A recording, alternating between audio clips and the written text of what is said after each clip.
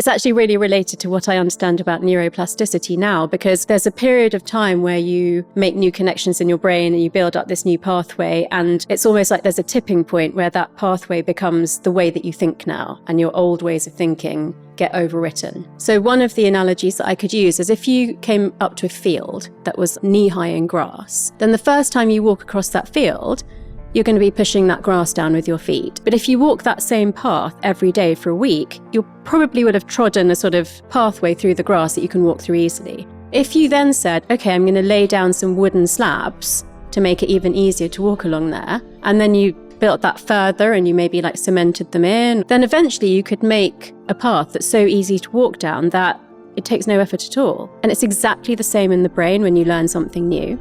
We're so bombarded with information in the modern day that what you would read in a newspaper in one day today is the amount of information that somebody would have received in their lifetime 100 years ago. The brain naturally filters out things that aren't vital to our survival. But if we do something like create a vision board or visualize something that we want, then we're training the brain more to be aware of the things that we really want. So then when it does the selective filtering, it doesn't filter out that person that could introduce you to somebody about your business, or that person that could introduce you to somebody for a date. That means noticing and then grasping opportunities that can move you closer to your goal.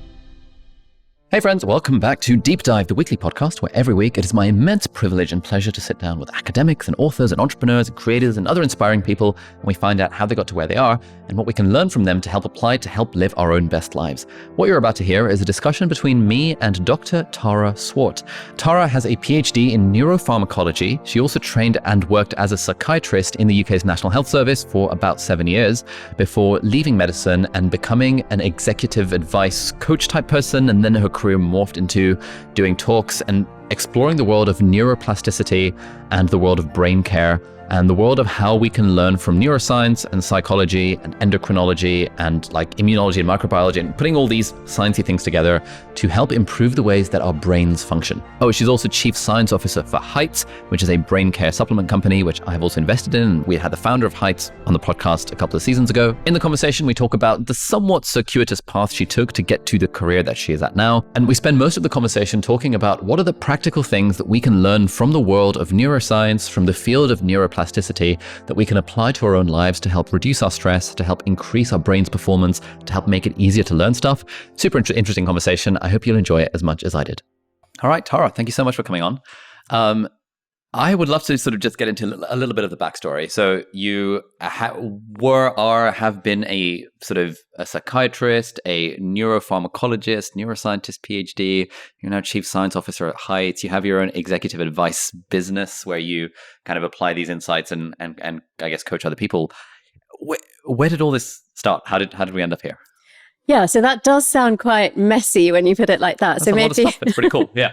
If we put it in date order, then I like you, I guess, from school, I went to medical school in London, did 2 years of preclinical, did the intercalated BSc, and then from then got offered to stay on and do a PhD in neuropharmacology, which I did for 3 years. And then it was time to get out of London. So I went to Oxford to complete medical school, the clinical part. Did my first surgical job there, returned to London and did my medical job, and then started training in psychiatry at the Royal Free Hospital. And over the next, that was sort of 6 years, I worked in the West London Mental Health Trust mostly, and I also worked abroad in Australia and Bermuda. Then in 2007, I quit medicine,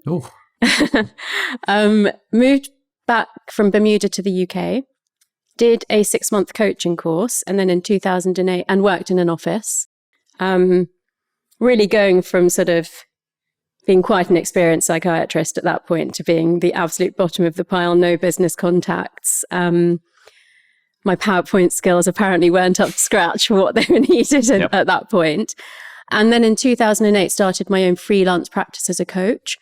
And sort of 2 or 3 years later, made that into a company and did speaking and writing. And then a little bit after that, a year or two after that, started teaching at MIT Sloan. So applying neuroscience to business and leadership. And then at some point, I'm not sure of the exact date, maybe 4 or 5 years ago, Dan and his co-founder Joel found me on social media. So great place to headhunt people. And we're looking for a chief science officer for Heights, which is a Braincare supplement. And I think all of the, PhD in neuroscience and medical doctor obviously were important. But the thing that really gelled us together was that when I was traveling, and I was traveling a lot for business at that time, I was taking 10, sometimes up to 20 bottles of supplements with me for my travel. It was very stressful. I was enduring a lot of jet lag. I was going to very different places, having to switch mode between whether I was coaching or speaking. And I wanted to make sure that, and when I was traveling, I couldn't always eat as healthily as I did when I was at home. So I grow my own food and only eat organic, and I cook from scratch every day. Oh. Yeah. So when I couldn't do that, I was even more aware of making sure that I got all the nutrients that I feel that I need for my brain and that get very depleted by stress and travel.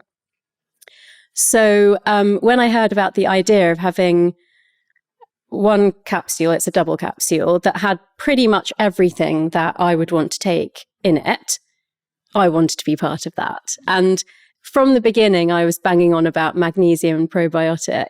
And now we are bringing those on as bolt-on products to the original Braincare supplement. Oh, okay, so so many kind of interesting points along that journey. Yeah, Can we zoom into 2007? Why did you leave medicine? What was going on? I'd been thinking about it for 2 years because it's a really big decision, both personally and professionally. I loved psychiatry and I really cared about my patients. And I felt that for a lot of my colleagues, it was a lifestyle choice. So to leave, knowing that people who depended on me, who waited for months to see me, children, the elderly, really vulnerable people, I had to feel that I was definitely going to have more impact on people by doing whatever I was going to do next.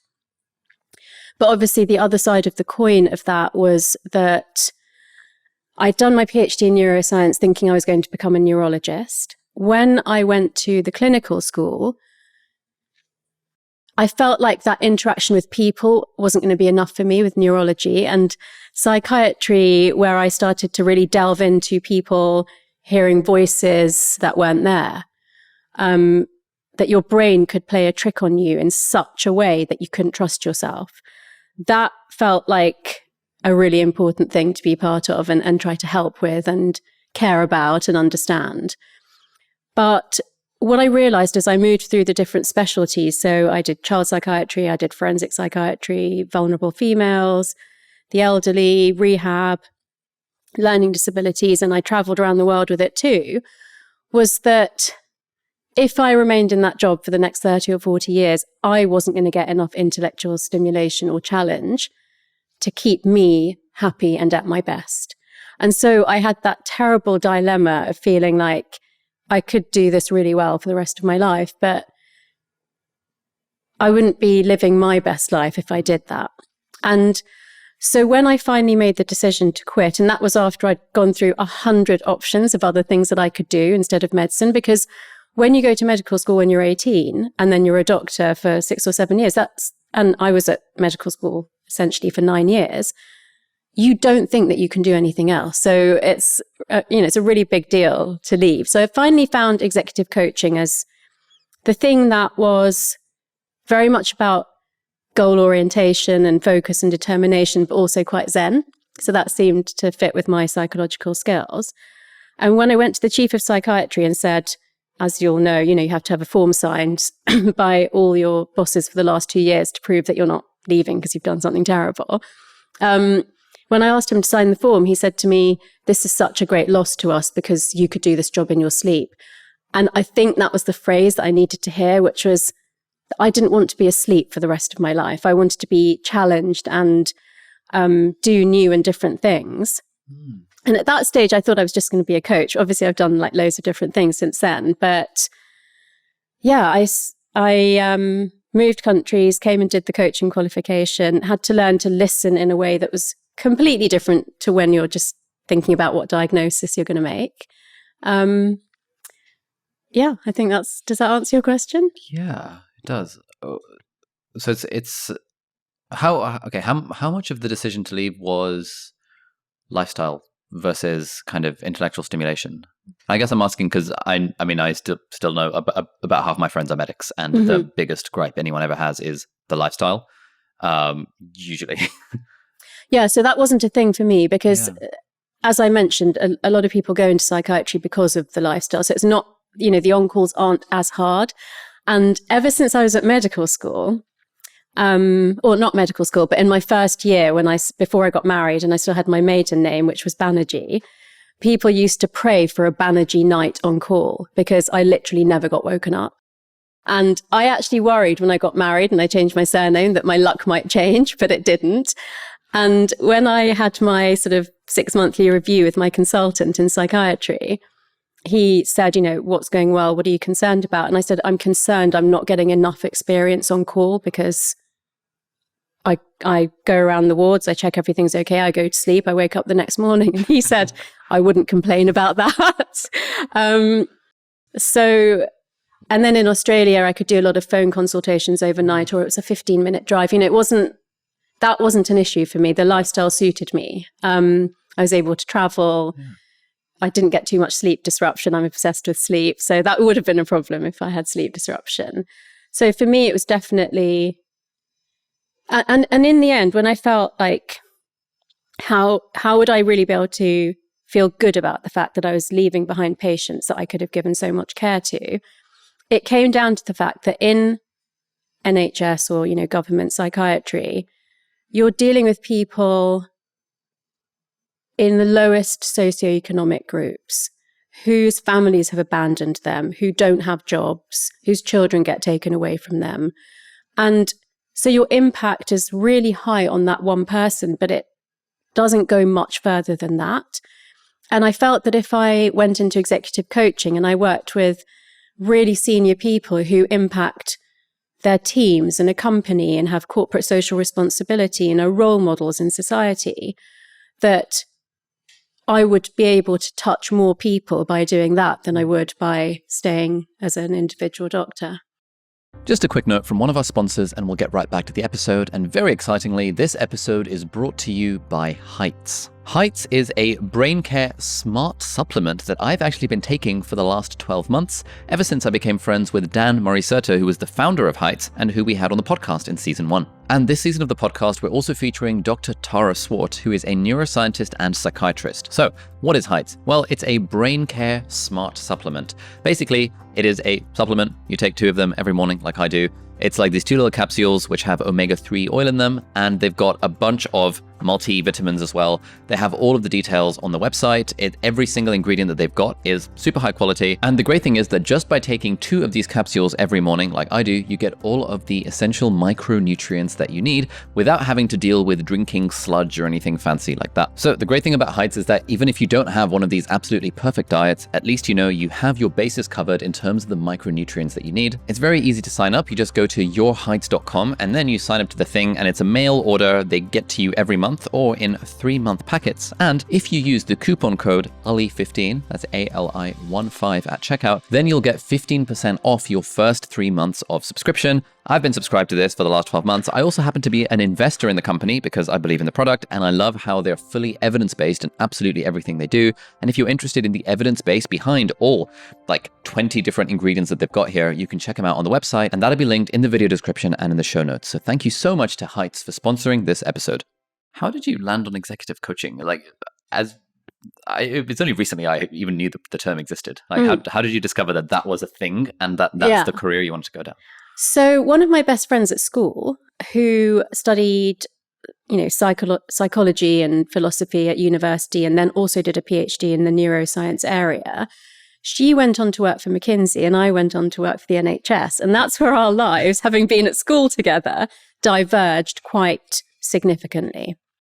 And she encouraged me to look into the idea of coaching and sent me lots of articles to read about it. And during that 2 years that I was thinking about whether I would do something different, we spent a lot of time sitting in Green Park, talking about business psychology. And so I really owe it to her to have introduced me to even the idea of that. And I was originally going to go and work as a coach for her. She was going to set up a business, but then that fell through. And I literally heard these words come out of my mouth before I decided really. And I was like, well, I'm going to do it anyway. I think that's when I looked for the next opening for the coaching course. And I think it was either like quit now and we'd give you a 3 months notice and you could do it soon, or you'd have to wait another 6 months. And I just quit. And I think it's actually really related to what I understand about neuroplasticity now, because there's a period of time where you make new connections in your brain and you build up this new pathway. And it's almost like there's a tipping point where that pathway becomes the way that you think now, and your old ways of thinking get overwritten. So I feel like that 2 years of really thinking about, should I leave? What could I do instead? How can I justify this to myself and feel good about it? When something came along that was the right thing, I was just able to say, okay, I'm quitting my job. I'm moving countries. I'm starting this course on a thing that I've only read a few papers about, but I don't really know what it is. And yeah, I just did it. Nice. Yeah, it's interesting. So just like this time last week, I happened to be at a St. Pancras station, and someone came up to me who recognized me from the videos, and she'd been in medicine for 14 years and was leaving to become a coach and was in the middle of doing a coaching qualification. Oh, wow. And so it's like, and just earlier today, I was interviewing another friend, Simon, who's also a coach, and it's just like we lots of interactions with people who have found coaching as like a career. And even though I feel like I was quite clued into the alternative career thingy, just like being a coach just never even vaguely occurred to me. But now I find that, through YouTube and through the podcast, like a lot of people have emailed me like, hey, do you do one-on-one coaching? And I'm always like, no, but it's always like a question mark on the end of it. Yeah. So, okay. So you left psychiatry, and did you have like a backup? How were you planning to make money while doing the coaching thing? Were you thinking, I can do a locum every now and then? Well, what was the thought process? So interestingly about the locum, and I'm not saying this is right for everyone at all. A lot of people have a side job or a part-time job when they're starting up a new business. I think the decision to leave medicine was so emotive for me that I had to burn my boats. I was like, there's no way back. I will never do a locum. I have to make this work. And there were times that I couldn't pay my bills, and people said, Tara, please just go and do one weekend. You'll earn enough money to pay your rent for 6 months, and you'll, won't have to worry about your bills. And I said no, but that probably says quite a lot about the kind of person I am. Yeah. And that's why I qualified it by saying that's not for everyone. So I was married at the time that I made the decision. And we did have an agreement that he would, support me for a period of time whilst I did the course. And once I knew I was going to quit, even though there wasn't much time, I started saving, unfortunately, we got divorced during that time. So that, but actually he was, super supportive and still helped me for as long as I needed, and would have continued to help me for longer. But there was a point in time where I said, I don't need. Right. Yeah. And so you built up your coaching business, I guess, from the ground up since then. And that's kind of what you do now along with the height stuff? No, it's really changed. So I was doing like all coaching at the beginning, and that was 2008, 9, 10. Around 2010, neuroscience became a buzz topic in business and leadership, and people wanted speakers, and there weren't that many. I mean, as a former psychiatrist, I fell very much in the gap between psychologists that become coaches and business people that become coaches, and I didn't belong anywhere. But suddenly, where it was like, well, who can talk about neuroscience in business? I was like, well, I can. So I started doing a few talks thinking they would just lead to me getting coaching clients. And then I realized very quickly that that could be a revenue generator for my business. And it went like this, literally, like all my money was coming from coaching and none was coming from speaking. And then it went like that over time. Okay. Yeah. Very open-ended question. Like how do neuroscience and business go together? Well, basically, if you're in business, if you're a leader, if you're a senior executive, if you're a trader, then you're being paid to use your brain. But if you haven't studied neuroscience, you probably don't know as much as you need to know to get the most out of that really important organ. So I can go in and do a general 1-hour talk that sort of tells people about how their brain works, how to get the best out of it. All the foundational factors that contribute to peak performance and brain optimization and good mental health and well-being. And then in coaching, I can either take that approach, which is here's the sort of general ideas for improving your well-being and therefore your brain performance, or I can find out what somebody's issue is. And it could be stress, it could be travel, it could be doubting themselves when they're about to make a trading decision. And then I can go and look at the research and find something specific to help them overcome that particular brain issue that they might have. Okay. So I wonder if we can start general then. So like, let's say someone's listening to this, or even me, because I actually don't know much about this. What are the things that we can do to improve our brain performance? So we talk about things like rest, which is sleep, and also sort of downtime. Nutrition is super important. So the brain is obviously a tiny proportion of your body weight, and only weighs a few kilos, but it uses up to 30% of the breakdown products of what you eat. So when you're asleep, your brain is eating up 20% of what you ate that day. When you're at work and focused on something, it's using up about a quarter of what you eat. And when you're stressed, it's using up to 30%. Oh, wow. Yeah. And so obviously people think, what should I eat if I want to be healthy generally, or I want to lose weight, or I want to build muscle mass? But the sorts of people that, like you and the people that I work with aren't thinking enough about what should I be eating so I can make the best decisions today? What should I be eating so I can solve complex problems? What should I be eating so I can understand what's going on, like in terms of interpersonal communication in with my team, for example?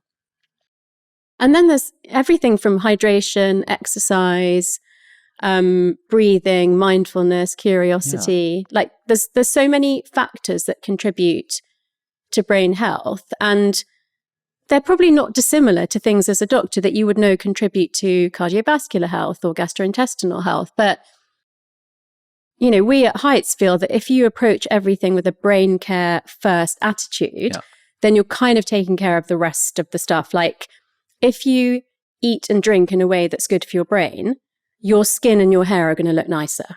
I mean, and that sounds like such a girly thing to say, but people make a lot of really important choices based on what they look like.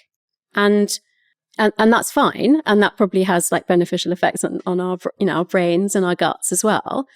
But considering this organ is so energy hungry and it's so important in terms of everything else that happens in your body, I feel like we need to flip that narrative so that it's starting with, okay, what things can I do today that are going to be the best for my brain?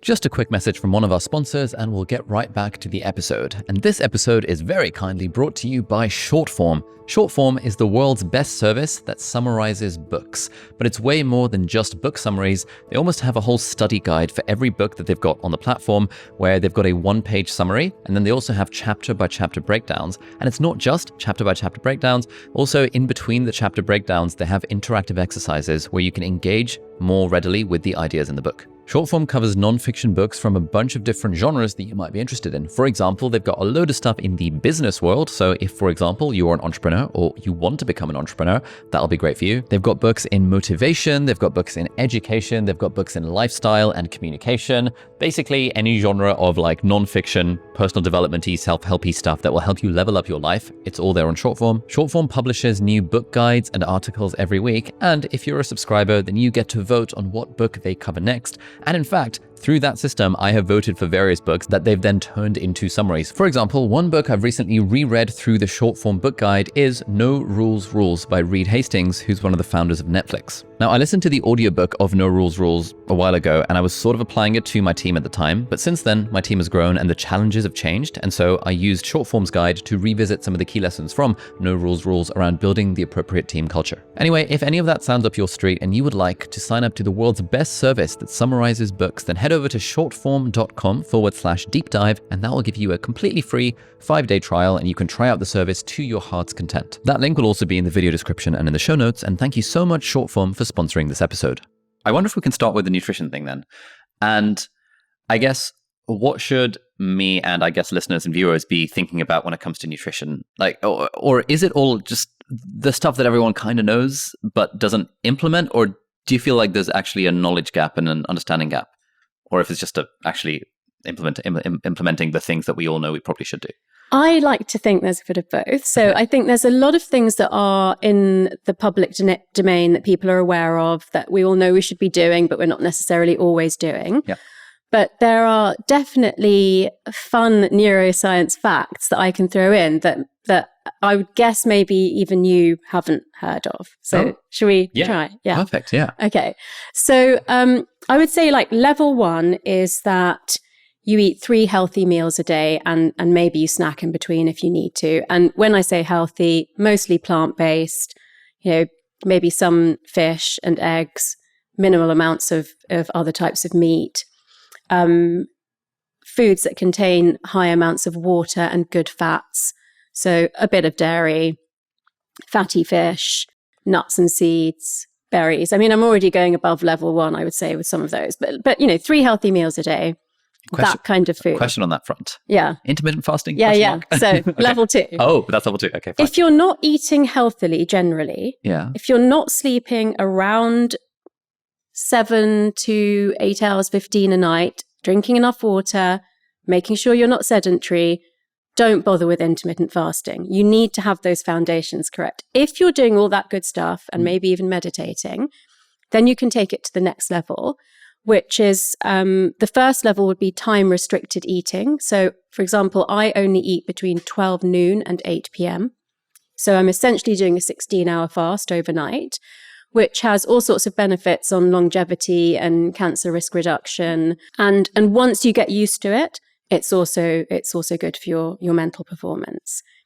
And then the third level, which I'm considering doing again for the rest of this year, but I haven't quite got there yet, is what I think is proper intermittent fasting, which is that for 2 days of the week, you reduce your calorie intake to, for women, 500 calories and for men, 600 calories a day. And the other days of the week, you eat normally.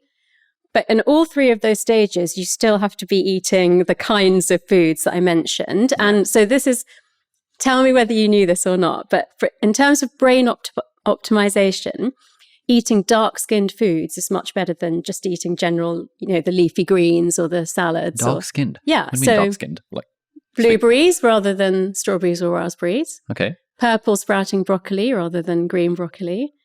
Black beans and black chickpeas rather than cannellini beans or normal chickpeas. Why is that a thing? I had no idea. Like what? So the skin and things like eggplant as well. Think in the skin of darker foods, and actually you'll like this because it does include good quality coffee. Oh, perfect. And dark chocolate that's over 80% cocoa. There are substances called anthocyanins that are really powerful antioxidants, and they contribute to something called neurogenesis. So there's 3 ways of growing your brain, if you like, and I use that as a metaphor. And the hardest one in adults is for embryonic nerve cells to actually grow into neurons and connect up with other neurons in your brain. And so aerobic exercise and foods that contain high levels of anthocyanins can contribute to neurogenesis. Oh, so going for a run is good. Going for a run is good. Yeah. If you're feeling guilty because you haven't been going for a run, then when you do regular aerobic exercise, the cell turnover is sort of 13-14% of neurogenesis.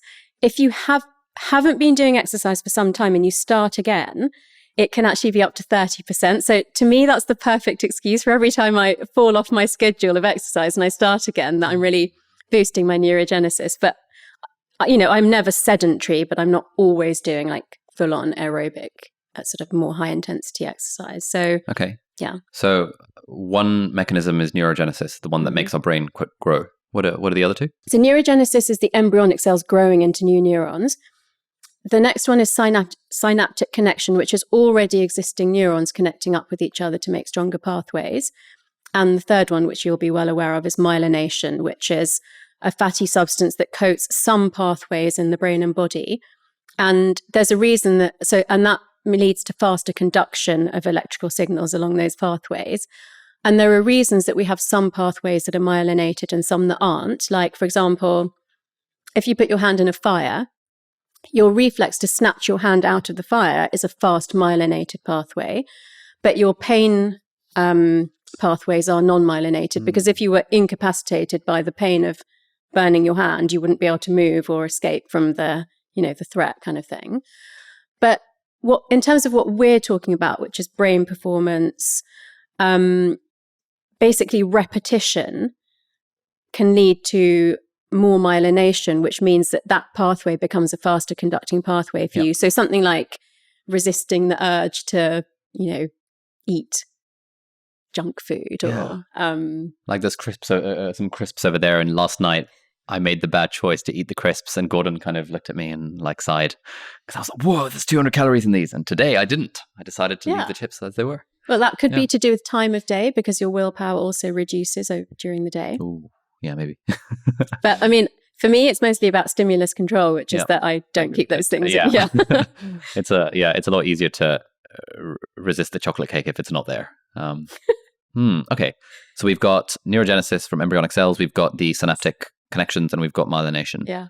Such a pleasure talking to you, because most people are like, what were those things again for you? Nice.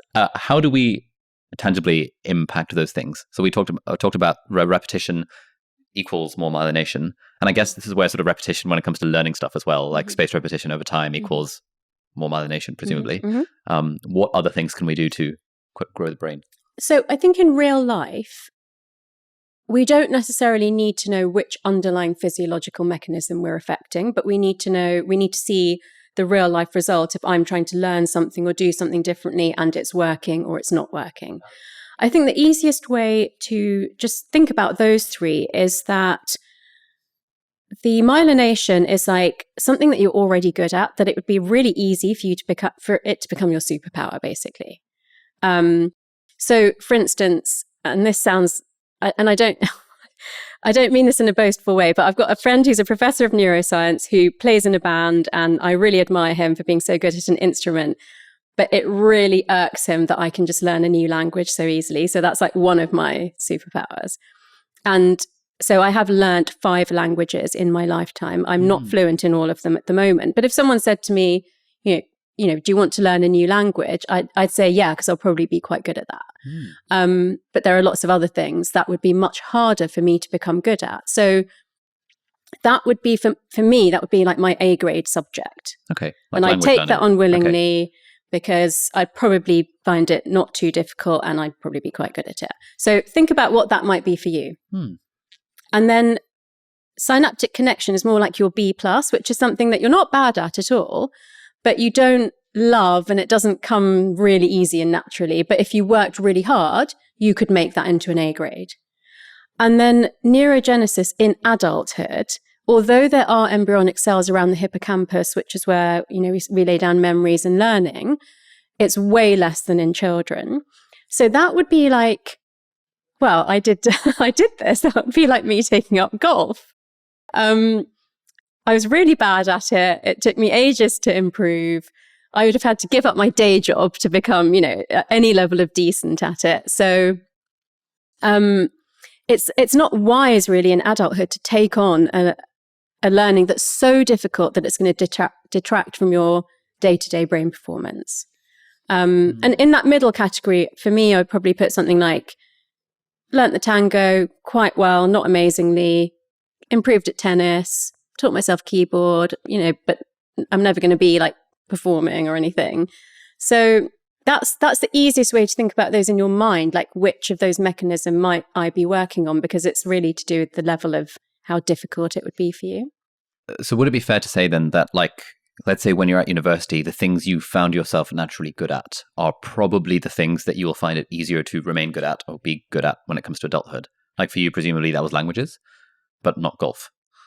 So you mean when I was at university? Well, interestingly, did you know that in the preclinical part of medical school, you learn more new words than a language student does in their whole degree? Really? Yeah, because there's so many Greek and Latin based words. Yeah. And so I would say probably we're both You're really good at languages. Yeah. Yeah. So I want to be a bit careful about saying when you're at university, because by then you've already narrowed down what you're doing quite a lot. So it might even be when you're at school then. Yeah. And it might even just be what you're interested in outside of academia. Yeah. So I do believe in identifying what your passions are. Usually aligns with what your strengths are. Maybe not always, but thinking about it that way is a really good way to think about it, and not kind of trying to be good at everything. Yeah. Play to your strengths. The neuroscience really supports that. Okay.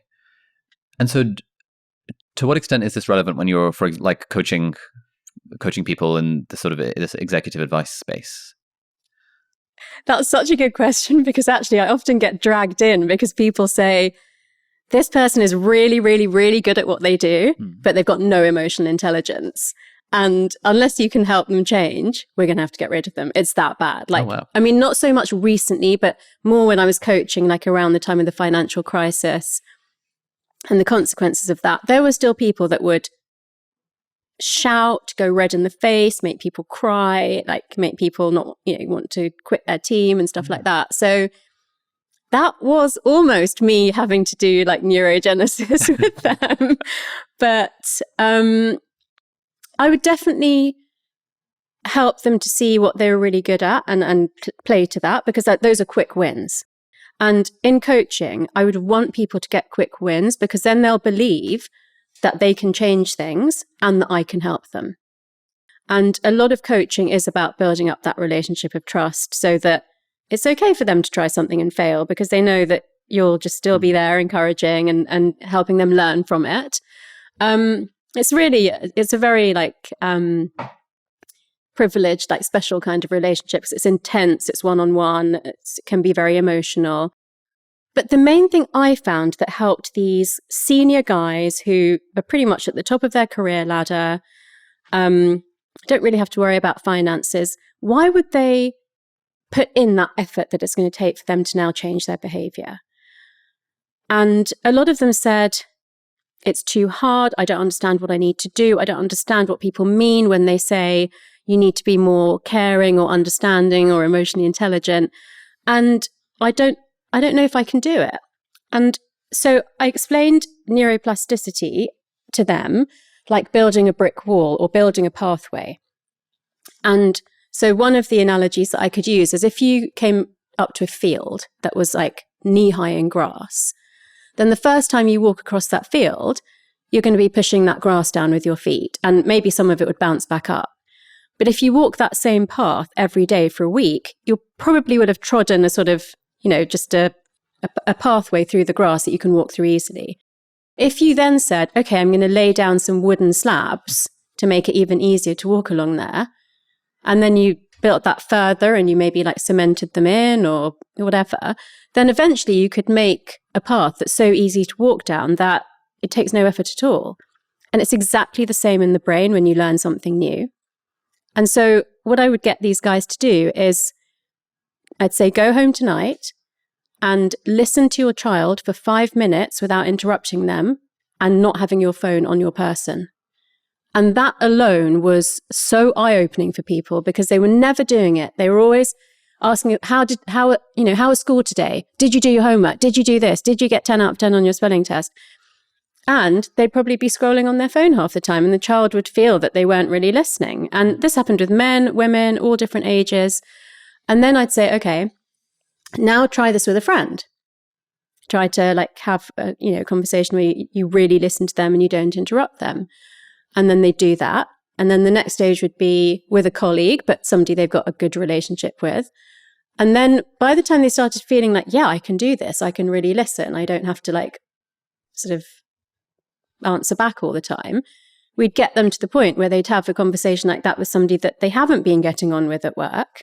And that pathway was sort of built in the brain by then. So, yeah. What sort of time period are we talking for this to happen? It really depends how attention intense the task is. So if it's something like, I want to start going to the gym 3 times a week, or I want to try intermittent fasting, it takes 2 to 3 weeks to get that, to not feel like it's really difficult. When we're talking about things like emotional intelligence or intuition or creativity, we're talking more like 6 to 12 months. But I have this new theory, which I haven't really shared before, which is that if you really focus on doing this in a 9-month period, which is the gestation period of a baby, so from fertilization to a newborn baby being born, you can essentially create a rebirth in your brain by rewiring your neural pathways. Oh, that's good. That's a good theory. I like it. That's very sticky. It makes sense. It's like, oh, okay, 9 months. Just a quick note from one of our sponsors, and we'll get right back to the episode. And this episode is very kindly brought to you by Skillshare. If you haven't heard by now, Skillshare is one of the world's leading platforms for online classes, for online education.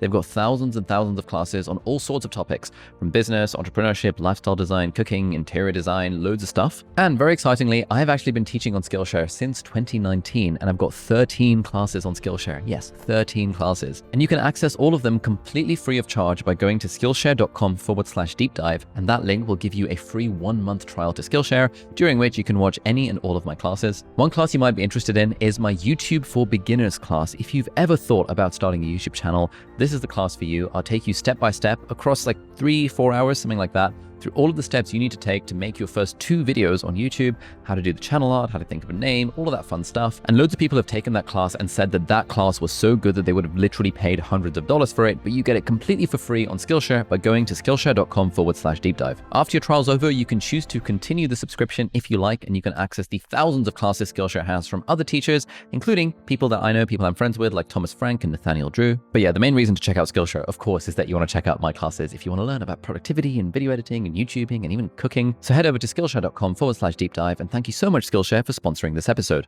Any other tips for developing emotional intelligence? Asking for a friend. Oh, I love that.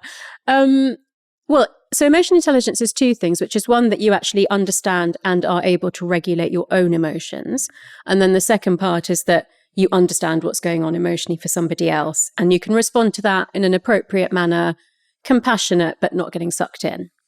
So in terms of the yourself part, just like naming how you're feeling. So finding a word for how you're feeling. And, you know, and I say this from a position of really caring, but it's harder for men to do that than women because of the way that we're still brought up in society, which is big boys don't cry and, you know, don't be sad or sort of. So having a wider vocabulary for your emotions, and you can start off by either you can check in with yourself every hour and say, how am I feeling emotionally? You can do it 1 to 4 times a day. You could journal. And then in terms of other people, just spend listening. That's why that listening exercise is so important, and listening without interrupting and looking at people's facial expression and stuff like that. And so I would say to you, and this obviously isn't going to apply to everybody else, but just in the exact same way that you learned to do a physical examination on a patient, you kind of go through that checklist of like, okay, these are the things, like, what am I seeing here? Is this person smiling at me? Are their eyes welling up with tears? Are they starting to raise their voice? Is their voice quivering? Just really paying attention to those things. Okay. So these high-flying executives are coming to you for help with a thing. It sounds like emotional intelligence was like a big part. It was a big one. Stress and so resilience to stress and emotional intelligence. As a former psychiatrist, those were my bread and butter after the financial crisis. Resilience to stress. How does one train that? Back to those basics, and I'll always keep coming back to those basics: sleep, diet, hydration, exercise, and mindfulness. And then that's the 5 like really easy ways to think about it. But we have at Heights, we have some like more pillars around that, like curiosity and then I would use heart rate variability technology to see what was actually, and show them what was actually going on in terms of stress, like how well you're sleeping, how stressed you are during the day, if there are any periods of time, hopefully whilst you're sleeping, but also during the day, that you find a way to recharge and like rejuvenate your nervous system. What does that mean? Okay, so firstly, like, what's the deal with heart rate variability? I've heard a few tech bros talk about HVR with sleep and stuff, but I've never really known anything about it. And then what do you mean by rejuvenate your nervous system? Okay, so these days, you can get all sorts of gadgets, from the Oura Ring to the Whoop bracelet to the Apple Watch to the Fitbit, that can monitor your heart rate variability. But I'm talking quite a decade or so ago. I was using a heart rate variability monitor that people would wear with like a gel sticker on their chest for 3 days and 3 nights, and it's just color coded data, which shows it's like turquoise when your body's in the parasympathetic state, which is like rest and digest. And it's red when you're in the sympathetic state, which is stress. And then it's light blue or dark blue, depending on whether you're doing moderate or high intensity physical exercise. Okay. So if you're doing a high intensity exercise, you would expect it to be in sympathetic, and then that's No, because it compares heart rate and heart rate variability. Oh, okay. If your heart rate is elevated and therefore you're physically exercising, it's going to be dark blue. But if your heart rate isn't elevated, then depending on how your heart rate variability changes, it shows up more the psychological side, which is whether you're in sympathetic or parasympathetic. And so is it overly simple to say parasympathetic good, sympathetic bad? No, I mean, that's true. It's true, but there's a reason that we have an adaptive response to stress, which is that sometimes you need to get away from something that's bad for you. So we do need that ability to get into if you think about, we say these words without ever really thinking of them, but it's fright, flight, fight. And a fright is a threat. So you need to be able to, get away from a threat. And that's the response, is that either flight, you run away, or fight, you respond to that threat in a sort of equal manner. And then parasympathetic, which as medics we would say is rest and digest, but I prefer to say rest and recharge because you're not always digesting, is when you recover from whatever stress response you've had to go through during the day. So if we're thinking kind of ideal workday, would you always sort of be in parasympathetic chill mode, or is like in sort of laptop work, is it ever useful to have a sympathetic response to a thing? I mean, I think we have, it's very different for different people. So, and interestingly, a study showed that a nurse who was giving cancer-related news to patients and families all day was actually in a flow state, because that was her purpose. She was, even if it was bad news, she was there for the people.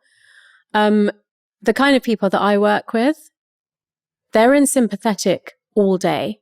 Really? Yeah. Oh. And sometimes even at night. No way. Yeah. That sounds terrifying. That's why I work with, that's why they want to work with me, I guess. Because I guess in like super high flying careers where making like massive trading decisions where there's billions on the line when their job is at risk, like that's a high stress environment. And they're multitasking all the time, and they may be traveling a lot, and they may be jet lagged, and they're entertaining every evening. And funnily enough, one of the patterns I saw, which I laughed with the person the first time I saw it, but then I saw it quite a lot, was that they may be, moderately stressed, and at some points maybe have flow states, but it was rare during the day at work. But they'd always be more stressed when they got home and they had to see their kids. So that was interesting. These executives were stressed during the day, but it was kind of something that they could control. But then when it was like home and young kids or screaming kids or just being pulled in 2 different directions, they found that really stressful. Oh, wow. Okay. So do you think I can look at my heart rate variability and it will give me an idea of how stressed I am throughout the day? Is that? It's really important to look at trends rather than a momentary. Sure. But we could look at that. Interesting. For you we can have a look after it. Yeah. Okay. Rejuvenate your nervous system. Mm-hmm. What does that mean? Well, we should assume that we're quite stressed during the day. So there are loads of statistics that support that 75% of people in the Western world are way more stressed than they should be all the time, that they're like chronically depleted of magnesium, which is a micronutrient that gets leached up by the body when we're stressed, which is why right from the beginning of working with heights, I was like, we need a magnesium supplement. So we actively need to do things to help to push our body into a state where it can recover. Now, you might ask, and people do ask me, well, when we lived in the cave, we didn't have to do mindfulness. But actually, when we lived in the cave, yes, we hunted and we had to avoid predators and we had to avoid like extremes of cold and hot and things like that. But we spent all our time in nature. We walked barefoot in nature. We sat around the campfire every night. We looked at the stars in the sky every night. There were natural ways of recouping our resilience. And life was a lot more like a short-term acute threat, and then the rest of the time, a lot of recouping of resilience. These days, we're bombarded with information 24/7. We can be online across time zones all the time, all day if we want to. And so unless we specifically do things to try to reduce that stress that our brain and our body are under, that, we basically essentially lead to burnout. Okay. So what are beyond sleep, hydration, exercise, rest, the basic stuff that we've kind of talked about, and it would be good to explore those in more detail. What are some easy actionable things that people can do to reduce stress levels?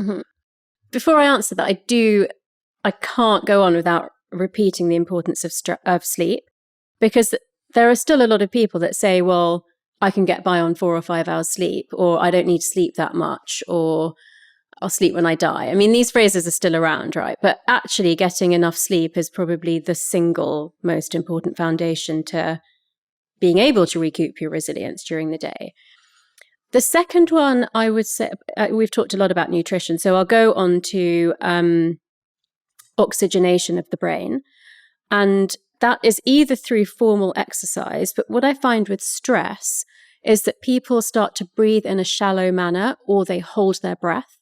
So a lot of people, when they're scrolling on social media, are actually holding their breath, and they don't really realize that. And now that I've said this to you, probably when people hear it, they will start realizing that they might be doing that. And you're already smiling, so I'm wondering if you're thinking that you do it.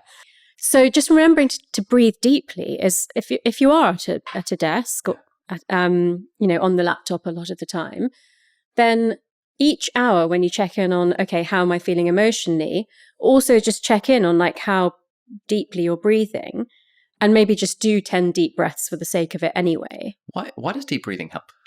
Because it really does. Like I like anytime I have, like, even earlier when I was having the conversation with Simon, who's also a coach, and this morning interviewing Jim, we were talking about compassion and stuff, breathing came into it somehow. And I found myself being like, and realizing, oh, I actually don't breathe deeply very much. I know. And I tend to take very shallow breaths. And my singing teacher even pointed this out. He was like, massive problem with your singing, you don't breathe anywhere near deep enough. So when you're in the shower in the morning, you need to take 10 deep breaths. And it's just something that I just don't do. And there's something about it that feels really good. So what's going on there? Well, it's good that you're doing singing, because at least you're paying attention to breathing, which a lot of people wouldn't. So it's one of these things we're not very conscious of all day, because obviously it's happening 17, 18 times a minute. We can't be paying attention to that all the time. Stress is definitely the biggest contributor to shallow breathing and breath holding. So if we weren't stressed, we probably would, we would naturally be breathing more deeply.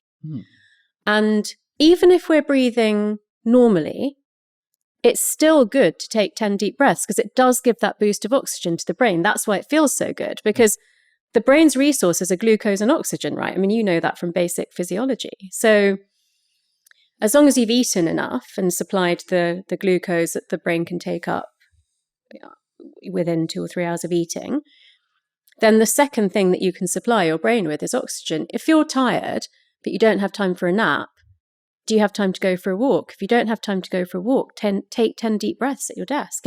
It makes a difference.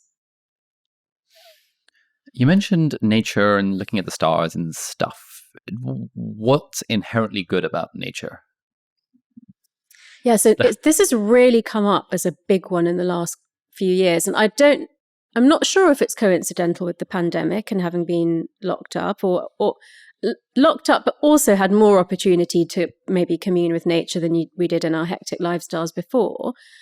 But the brain benefits of time spent in nature are massive. And whenever I'm asked a question that I don't necessarily factually know the answer to straight away, I always take it back to evolution. There's a reason that our brains were wired in a certain way. And when we first became, Homo sapiens, we walked on the savannah. We walked in the land. We ate what we could hunt, fish, or harvest. And so our relationship with nature was, we were dependent on it, but it was also a huge threat to us. Floods, storms, fires. It's the symbiotic relationship. And what we've done through agriculture and construction is just move ourselves further and further away from that. And even if you just think of one super scientific example of that, is that the quality and diversity of our gut flora has diminished so much since we lived in the cave. It's reduced by, I don't want to get the number wrong, but it's a shocking factor, hundreds. And agriculture's contributed to that. Antibiotics have contributed to that. Obviously antibiotics save lives, and it's been an amazing advance for us as humans. But the fact that we eat food that's not as diverse as it used to be, that we don't necessarily eat those natural things, the prebiotic and probiotic foods and supplements that allow our gut bacteria to flourish, and we eat so much processed food, and that stress, alcohol, and antibiotics will damage our gut microbiome.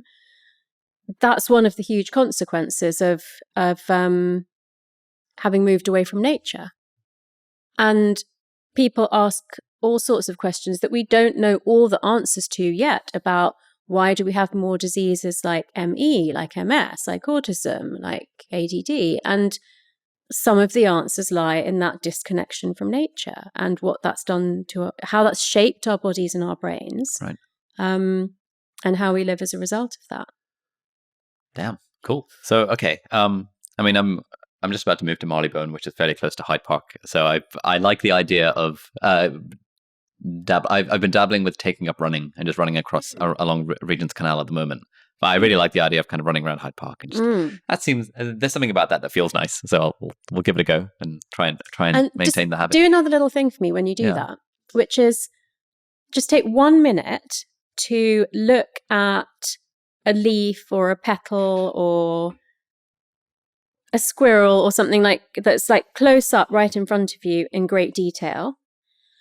And then take 1 minute to look at a really large tree or building or a cloud in the distance, and just see how that resets your nervous system. So there's a couple of, that's basically taking yourself away from sharp focus to a wide vista, which is part of living in nature and on the savannah, is that we love having an uninterrupted view of the horizon. It's really restful for the brain. Oh, yeah.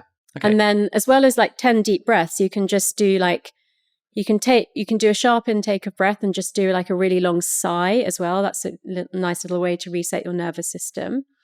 And then I did this reel on Instagram that is called the half salamander, and it's a way to reset your nervous system. And I had no idea it would get 1.7 million views. Oh, hello. Yeah.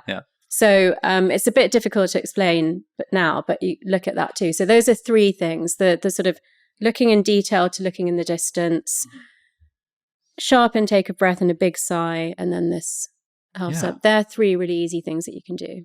Yeah, this is something I came across on the Huberman Lab podcast recently, around most of us spend most of our time looking at near things, and we almost never actually look at something in the distance. And apparently there's something super legit about that. Is that partly why, just speculating, it feels so good to sort of, an ocean view, where it's you can see the horizon. There's something about that. It's just stupidly relaxing. Maybe there's something there. Okay, so we've talked about stress. So when you say reset the nervous system, by that do you mean that most of us tend to be in sympathetic mode in our work days, and just taking that moment to pause, kind of the Apple Watch breathe thing? It's just okay, we can chill. It's all good. Yeah. Tiger's not coming. It's all good. Body can relax, and switching into parasympathetic mode, into rest and recharge mode, naturally helps us kind of reduce our cortisol level, reduce our blood pressure. It just makes us feel great, and also has all these positive health benefits? It's all of that stuff that you said. And for me, the additional benefit of it is knowing that I can control that and that it's not completely dependent on outside factors. So, to be honest, sitting here with you and chatting with you, even though obviously I'm thinking, feels like really nice and relaxing and like we're resonating. We're both former doctors. And, there's something that's very warm about that. Yeah. But let's say if you were a different kind of person and I felt maybe that you were like really quizzing me with challenging questions on purpose to try to trip me up, then I could have a fright, flight, fight response to that. Or because I've trained myself in these like ways to reset my nervous system and longer term ways to build my resilience, I could find a way to not let you push me into that state. And knowing that I have the choice to do that, that's really, really empowering. Yeah. What are some longer term ways to build resilience? So here we're talking more like the things I said would take like 9 months or more to build up. So that's having a really long-term journaling practice, a long-term gratitude practice, practicing meditation, yoga, regularly spending time in nature, curating the sort of news and social media information that you allow into your brain, being very careful about the kind of people that you hang around with. I made a video recently where I sort of experimented with journaling for 90 days, and it was great. Like, it was so great. And now I've continued journaling, started bullet journaling as well. And I have this little smart typewriter thing on my desk at home, which is just like, it's literally a keyboard. And all it has is one of those e-ink Kindle-like screens. And all it does is let you write on it, and it just connects to Wi-Fi and syncs it up with whatever. So you physically can't get distracted doing anything other than just the writing. And so I've been using that to journal each night along with the bullet journal. And there's something so nice about journaling. What does the neuroscience or evidence say around why journaling is legit? Yeah, so at the very minimum, it's like a download of your emotions. And so with your, any emotions, negative thoughts, unfinished tasks, if you keep them in your brain-body system by just thinking about them in your mind, then you actually increase your cortisol levels, and cortisol correlates with stress. So it's like a pressure cooker building up.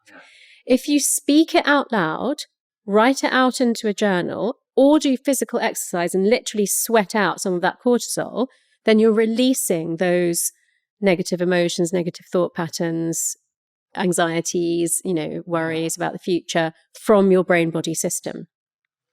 But I'd love to know if you've done this or not. I had an insight which I just stumbled across by myself, but it really makes sense, obviously, from the neuroplasticity point of view, is that if you go back and read over your journal, you see your thought process laid out in front of you. You see your patterns of behavior. You see like your decision-making tools, whether it's more logical or more intuitive. You see what you've written about your relationships with people. And seeing that in your own handwriting, or, even if it's been synced up and typed out for you, just knowing that it's your words and what you've thought and what you've said, you can't run away from that. So it can be like so insightful and enlightening. And I've had that definitely with all of that stuff like emotions and thought patterns and intuition. But I also had it when I used to go to Boston twice a year to teach at MIT. And I remember with the travel and the jet lag, just feeling that I was having these small muscular twitches, and it was noticeable in bed at night.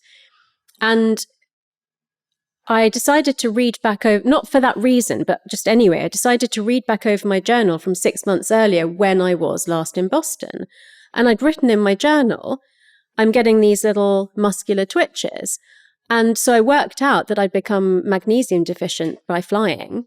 And so I basically, hence why I was carrying so many bottles of things with me when I was traveling, really upped my dose of magnesium for the trips, and it never happened again. Oh, wow. And if I hadn't read back, I would never have put 2 and 2 together. I would have thought it was just happening now and it hadn't happened before. What is the deal with magnesium? So, there are a lot of essential micronutrients, but magnesium is one that underlies lots of different physiological mechanisms in the body. So everything from sleep to mood to neuromuscular junctions, to our joints, our skin. And So, and it's very, very easily depleted by stress. That's the thing. So it's an important mineral, but there are there's also zinc and calcium and other important minerals, potassium. But it's one that's very easily depleted by stress. And that is a big, impactor on our brains in modern and Western society, or really just in the modern world. So when we're stressed, and the stats show that 70% of us are sufficiently stressed to be magnesium deficient, you cannot eat enough leafy greens and nuts and seeds to replenish that. You have to supplement. And supplementation by powder or capsule or tablet is fine, but it's best taken transdermally. It's studies show that taking magnesium transdermally through the skin. Yeah. Like magnesium patches. Not so much patches, but gels, lotions. I bathe in magnesium flakes every day. No way. Yeah. Wow. Okay. So sorry, I interrupted you. So studies have shown that. There was a study that showed that it was equivalent to taking it IV. No way. Yeah. Bloody hell, that's cool. Yeah. How much ROI is there on this? Like, should I start bathing in magnesium flakes for the minor benefit? Well, it's not a minor benefit. I can physically tell the difference if I haven't. And if I, choose to shower for a couple of days in a row instead of have a bath, then I put 3 handfuls of magnesium in instead of 2. If I'm doing it 5 days a week, let's say, I'll do 2 handfuls. What difference does it make? What have you found? It helps with your sleep. If you do get, one of the biggest signs that you're magnesium deficient is that when you get one twitchy eyelid. Do you ever get that? Maybe I do, but I don't remember. Maybe I just don't notice. But a lot of people say they do get it. Yeah. So I never get that if I'm regularly bathing in magnesium. But I can get that, especially around the time of a lot of travel involving jet lag. Other little musculoskeletal twitches as well. Mood. And just emotional regulation, your response to stress. It's like some people say, I can just about hold it together when I'm at work, but when I get home, if my partner's too demanding or my children are playing up, I just snap. Yeah. So it's like, how much does it take you to snap? If people are severely deficient in magnesium, then it's harder work to do the things that you need to do to regulate your emotions if you haven't put in the ingredients that you require to be able to do that. Yeah. And I guess if someone has a seizure or something, like magnesium is often on the list of things to just whack in IV or something. Yeah. And if, the biggest thing that I saw in medical school that was just like such a shocker, like so easy to correct, was when I did care of the elderly and people got UTIs, and just how disorientated and confused and how bad, how awful it looked, like the state that they were in. And you could just like put in a bag of saline and it would make a massive difference, and obviously then you would check electrolytes and. Yeah, that's good. So I'm not sure if it's just me, but like I feel like there's a lot of skepticism around the idea of supplements. The idea that, I'm fine, like diet, supplement companies equal scam, all of this kind of stuff. And a lot of medics I know are also very skeptical about supplements because like, well, there's a normal range. Most people are in the normal range, et cetera, et cetera. But just like intuitively, if someone's electrolytes are a little bit off, it can make a massive difference to them. And you obviously, whack in the electrolytes. If someone's fluid deplete, then it makes a huge difference to how unwell they look and how unwell they feel. And you should give them some saline and it's all good. And yet, especially medics, even medics, like treat like drinking water, like, most people I knew, including myself, were more dehydrated than our patients were when we were working. Because it's just like, you wouldn't take the time to have some water and you'd, have a wee once a day and it would be super concentrated and you'd be like, oh, it's fine. But you'd measure someone else's urine output and you'd be like, oh, hello. That doesn't look very good. Let's whack in 2 liters of saline in And you. apparently nurses get more kidney stones than like most other professions because they have the same thing. They don't have time to go to the loo or drink water. That's a really nice way of putting. And I would also say that for a start, most people are not in the normal range for vitamin D, for example, especially us with like darker skin, but pretty much, in our English weather, a lot of people, regardless of skin color, are vitamin D deficient. And that has a really important correlation with future cancer risk as well. So, it's an important one to supplement if you are deficient. And I would go back and say that I agree, ideally, we would all get all of our nutrition from our really nutrition-dense, high-quality, organic, biodynamic food. Yeah. But the reality is that most people are not eating in that way. And I do try to eat in that way as much as possible. But naturally, I'm vitamin D deficient. I can't eat enough food to correct that. I have to supplement in the winter months. So, and magnesium, I know that I have to. And a probiotic, I know makes a massive difference to like my gut health, my gut-brain connection, my immunity. So I do think it's really important to know yourself really well, but not everybody's a medic. And medics, like you said, are often the worst at neglecting themselves. I feel like since I've left medicine, I've had more personal benefit from the knowledge that I have as a doctor, that because I'm now in health and well-being. I'm one of those people that can tell like 2 days before I'm coming down with a cold or a flu. And I can sometimes even I haven't had a cold or flu for years, as long as I can remember. And then at the other end of the spectrum, there are people who, like, the day that they go on holiday, they get sick because they've kind of been saving up all that stress and like just trying to get through the deadline kind of thing. So I think knowing yourself and then understanding strategically which areas you may need to supplement, and that can be from a blood test, or it can be from just understanding that if you're really busy and stressed and you're feeling fatigued, that probably a vitamin B complex could make a difference to that. Try it. If it doesn't make a difference, you don't have to take it again. If it does, then keep taking it. What sort of time period would you expect a noticeable change? I would say 1 to 3 months, depending on the level of depletion. Okay. And is this the sort of thing that you have to actively monitor your own response to it, like in terms of how am I feeling today and sample that? Or is it like, oh, damn, I feel so much better than I did 3 months ago? Like what sort of response do people have? I would say the latter is more realistic. Really? So, or just like oh wow, I've noticed myself. I mean, okay, if let's say you're going to invest in taking something like Heights, which isn't cheap because it doesn't have any fillers in it or caking agents, and it's got all high quality ingredients and everything. Then, even then, I mean, let's be realistic. You tell me, would you write down how fatigued you're feeling every day? I mean, like I've been taking Heights for a while, but I wouldn't be able to even. Like, I can't tell the difference in my focus levels when I'm dehydrated versus when I'm not, because of just like, I feel like I'm just like this, but I'm clearly not. Like, and so there's this level of self-awareness of our own levels of focus and our own levels of stress in a way. And if I were to poll myself at almost any day, it's like, how's my contentment level? I'd be like, honestly, it's like 10 out of 10. Like, I can't imagine being any happier. And so I find it hard to imagine a noticeable effect of any kind of dietary supplement, if that makes sense. So I'm actually the same as you. So I obviously look at all the studies and the surveys that we do for Heights. And so I have seen the percentage increase that people have reported in things like sleep quality and memory and concentration. It doesn't make a noticeable difference for me because of the way that I live and eat and the supplements that I was already taking. But I'm pretty sure that if I stopped taking it and didn't eat quite as well as I do, I would notice a deterioration. So I think it's like the delta. It's like, how much difference is it making? Apart from vitamin D and probably magnesium, I'm not, as far as I know, deficient in anything else.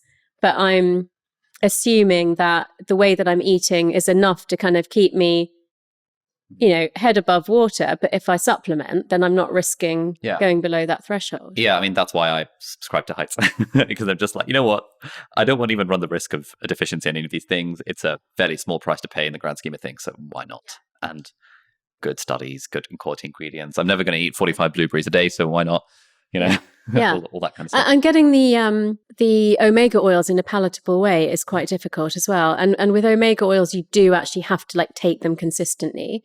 And I found that the Heights capsule is the easiest way to do that. So I'll have a spoonful of fish oil. I don't care about the taste, but it's harder to make that into a habit. Put it that way. Yeah. I did a blood test with the stuff. The other when was it? It was a couple of months ago now. I had a high omega 6 to 3 ratio, which apparently means I eat too much red meat and not enough fish. Yeah. So I am now making more of an effort to eat more fish and eat less red meat. That's good. Yeah. Okay, so we've talked a lot about stress. You threw out the term gut health and probiotics. Now, and gut-brain axis. What is going on there? Like, I feel like this is such a thing that some people talk about.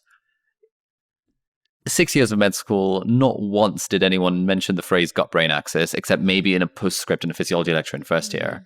And we had maybe 2 lectures on nutrition, which were awful, in first year. And beyond that, no one cared anymore. Like, what is going on with gut-brain axis, gut health? Like, what is gut health? How does it affect our lives?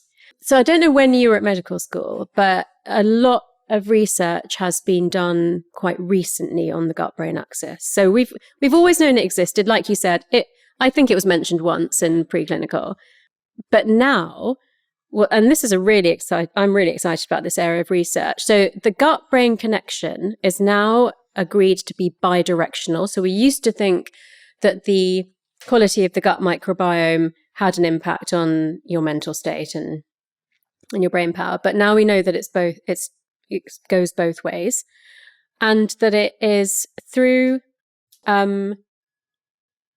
certain nerves, but actually it's through a much wider network of nerves than we ever knew before. It's through cytokine messaging, which is chemical messages that get sent in the blood, and again, are bidirectional. It's also through hormones. So basically, it's a complex, dynamic, bidirectional system. That sounds like I'm saying like everything and nothing in one phrase. So, and interestingly, all the factors that contribute to the health of your gut microbiome, so the good bacteria that live in your gut, are the same things that we've talked about already. Sleep, because when you are jet lagged, your gut bacteria get jet lagged too. That's why you go to the loo at the wrong time of the day and you're hungry at the wrong time of the day. Okay.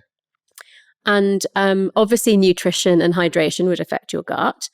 And we don't really understand why, but doing exercise improves the quality of and diversity of your gut bacteria as well. And then the psychological aspect. So some psychological therapies like CBT, cognitive behavioral therapy, and mindfulness practices, we know more about the effects that they have on certain receptors in the brain, but they also have direct effects on the gut bacteria. Do we know how, or is that an active area of research? I mean, I think we know that when we're stressed, the gut can become leaky and it can leak hormones into the bloodstream that then has an effect on, an inflammatory effect on the rest of the body. So I think at the minimum, we know that it's reducing the pro-inflammatory effect. Okay. How do I know if my gut health is good or not good? Is it the quality of my poo? It is. So, okay. And actually you can have your stool samples sent off to a lab and they can actually give you the breakdown of... I am going to do this with Sophie from Heights. Yeah. Like in the next couple of weeks. Yeah. Poor Sophie. Yeah, I think she loves poo apparently. Yeah, so as a doctor, again, of course, you could examine it, but most people aren't going to do that and they wouldn't know really necessarily what it meant by the color or the consistency and the frequency and that kind of. What does it mean? Like, what is gold standard when it comes to poo? I haven't been a doctor for way longer than you. You should be answering that. No, you've got the whole stool chart thing, but they're like, broadly, if it's not like a 5 or a 6 on a stool chart, it's probably okay. But beyond that, yeah, I mean, I think regular, and that's anything from 1 or a few times a day to like a few times a week. And it's just very individual, so you need to know what's right for you. Like the color, I would say, either looks like what you've eaten. So, for example, don't have a heart attack that you've got blood in your stool if you ate beetroot the night before. And, the consistency is basically, if it's too hard, you're constipated. If it's too runny, it's diarrhea, and anything in between is fine. And things like blood and mucus, there are also things to look out for, obviously. But mostly, if people do a food diary and they want to connect that to their bowel movements and their mood, then it's kind of sort of like once or twice a day if you go daily. I would say probably looking out for any change is the most important thing. So, and that's with your urine and your stools. Yeah.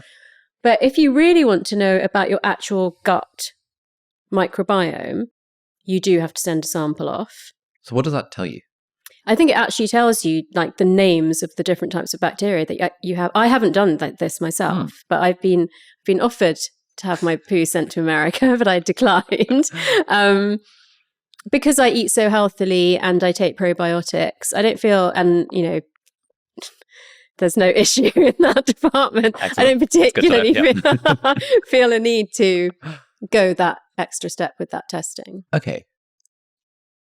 What are probiotics, and should everyone be taking probiotics?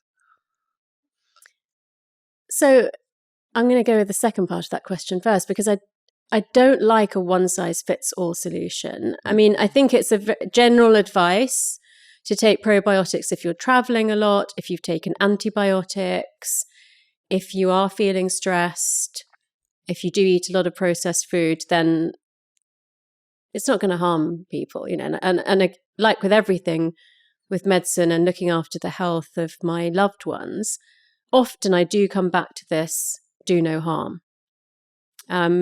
So I think a good quality probiotic that's out there, if you took it for 6, 8, 12 weeks, it's not going to harm you and it's probably going to benefit you.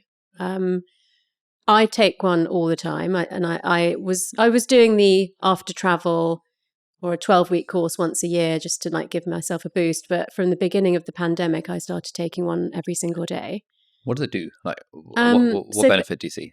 So it does help you to go to the loo regularly. And it basically, it replenishes the good bacteria that are already in your gut. And then the prebiotic foods like onion, garlic, asparagus, artichoke, they actually feed the bacteria that are then multiplying in your gut, the good bacteria. And so, for example, when you take antibiotics, because that's killing bad bacteria in your body, wherever it is, it also kills all the good bacteria in your gut. And then you can have an imbalance with things like fungus. And so it's basically keeping your gut in good balance so that it can digest your food, not leak bad things into your blood system, not cause you to get bloated or irregular, and send good signals to the brain. And there is a connection between the bone marrow cells that are responsible for our immunity and the quality of our gut microbiome as well. So these kind of longer connected fields, like when we connect up endocrinology, which is the hormones, with immunology, which is our immune system, and psychology and neurology, there's such a thing as endocrinology, which is the connection between our mental state, our hormones, and our immune system. And so all of our systems, I think, are connected in a much more complex and dynamic way than we understand. But that gut microbiome does seem to be almost like stem cells for a lot of other important systems in the body. And when it comes to food choices that are good / bad for your gut, is that like an individual thing? Like some people's guts respond really well to red meat and others don't, or are there some general principles around what sorts of foods are good for your gut? Yeah, so there are general principles like plant-based and hydrating foods, and hydrating foods, like cucumber and melon. So foods that obviously have a lot of water in them, because you actually retain more water from food that is high in hydration than just drinking water, because that tends to run through. Yeah. Foods that are high in antioxidants, the good fats, pretty much everything that we were saying earlier. So like, that healthy diet, bit of fish and seafood, not too much meat. The real no-nos are processed food, smoked food, too much alcohol, antibiotics. And the real kind of yeses for the gut microbiome are the fermented foods. That's sauerkraut, kimchi, kefir, kombucha. I try to have one of those things almost every day. And then there are some more genetic things to think about. So, for example, for a while, coconut oil was a big craze, particularly for the medium chain triglycerides, the MCT oils. But if you genetically come from a country where coconut trees grew, you're more likely to be able to tolerate coconut oil in your gut and for it to not affect your lipid profile too much than if you start taking a lot of MCT oil in your coffee, but genetically you weren't really made to metabolize coconuts that well. And so the meat thing is probably also along those lines. So depending on where your genetic heritage came from, whether a lot of meat was eaten or not. Having read your book, it strikes me that you are somewhat into Eastern spirituality practices like yoga, meditation, manifestation, affirmation-y type stuff. And I first read The Secret a couple of years ago, and I was just like, there's no way anyone can take this seriously. And then I saw how successful it was. I was like, oh, wow, people are taking this seriously. And then I read your book recently. I think it was like last month or 2 months ago. Oh, really recently? Yeah, okay. Yeah, very recently. And I was like, oh, maybe there is something to this manifestation-y type stuff. But then around the same time, I've started to dabble with books around spirituality, and basically 100% of them talk about meditation, and like 90% of them talk about yoga. And so clearly there's something going on here which benefits us and which science seems to have sort of scratched the surface of, but not really. What is your take on all this stuff? How should a normal, rational thinking person approach the realm of spirituality broadly? Well, I've probably been on a similar journey to you in that it was very difficult for me to accept something that wasn't evidence-based. And I partly started the research for my book to convince myself that there was an evidence base for the laws of attraction. That's where it started. I spent one summer holiday researching what the laws of attraction were, finding out that there wasn't even necessarily agreement about exactly what they were, but kind of, whittling it down to the most commonly agreed 10 or 12, and then just trying to apply the cognitive science to it. Because I'd heard about all the quantum science and the vibrations and things, but I felt like, well, if it's to do with the power of your thinking, surely it should be explained by cognitive science. So let me see if I can do that. And it was surprisingly easy to explain most of the laws of attraction through cognitive science. And the one or two that maybe I couldn't find evidence for, I sort of came to that point of where what I said to you earlier, which was, I don't think it's going to harm you. So if you're happy to do it without the evidence, do it. And if you don't want to do it without the evidence, then don't. And then through that, I became much more interested in visualization. But I had personally been doing vision boards really successfully for over a decade by the time I wrote my book. And so understanding more about the neuroscience of the selective filtering that your brain does and the selective attention that you can choose to pay to certain things and the way that your brain tags what's important in value to it in your brain, that was all like, okay, wow. And what was really gratifying is that people who weren't scientists at all said that understanding that the science, that there was science and what it was, made them actually do something like a vision board or visualization where they'd heard of it before but never actually bothered to do it. And then being a senior lecturer at MIT and my previous book being Neuroscience for Leadership and working with the kind of people that I do in financial services, I suppose it was a bit of a risk to go out there with a book that's about science and spirituality and suddenly start being more open about the fact that I do yoga and, I grew up with meditation and, but the response to my book, that actually had a huge impact on me. So by doing the research, I was like, yeah, this is legit. And now I understand even better like how it works. And that contributes to me being able to do visualization and manifestation better. But just seeing like the amazing impact it had on people, seeing the numbers go up of the international translations. I mean, on the day that my book came out in the UK, I'd already signed 24 international translation contracts, and now I think we're up to 38.